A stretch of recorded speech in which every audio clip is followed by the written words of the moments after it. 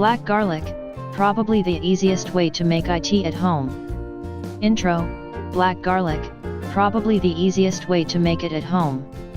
Boys and girls, I'm back.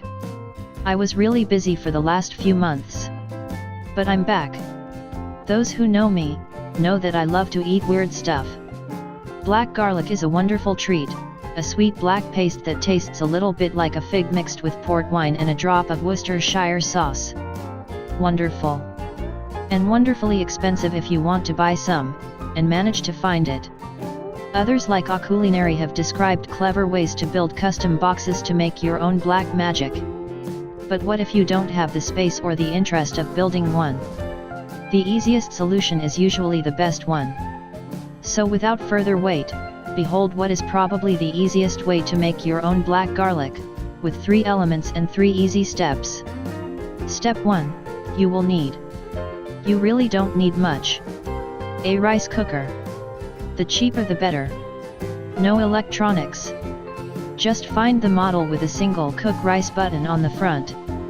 Garlic, obviously. Patience. Step 2, put the garlic in the rice cooker. How difficult is this? Don't overdo it.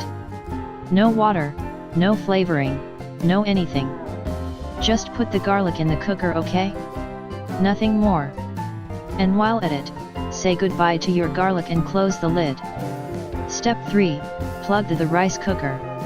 Again, don't overdo it. Do not touch the cook rice button. Ever. Just plug the cooker in a socket. The keep warm will turn on right away. Double check. Keep warm light should be on. Rice cooking should be off.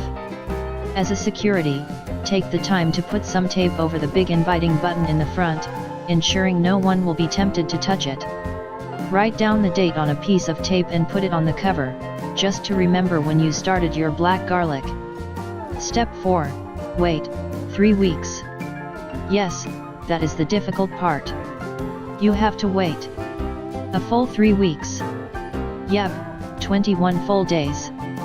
504 hours. 3,240 minutes. 1,814 400 seconds. You get the idea. Don't put an alarm. It's not an exact science. Don't open the lid. Don't check. Trust the magic. The Maillard reaction is slowly working its magic. Then, wake up one morning to open the lid and see the parchment-like garlic head smiling back at you. Addendum.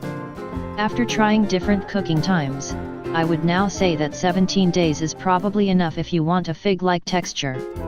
The full 21 days gives a texture resembling gummy bears. Both are viable options, and around me, some prefer the 14 days and other the 21. A friend who tried this recipe on a larger scale needs more time for the same results. Something to consider before buying the biggest rice cooker on the market. Step 5. Conclusion. It is very easy to remove the black cloves from their skins as their size will have reduced during the cooking. You can probably keep them in the fridge for a long time, freeze them or dry them. But with so much taste and so many recipes just waiting for your garlic, don't worry too much about conservation. I've tried comparing locally grown garlic to cheap Chinese garlic available at my local grocery. The locally grown was tastier and sweeter.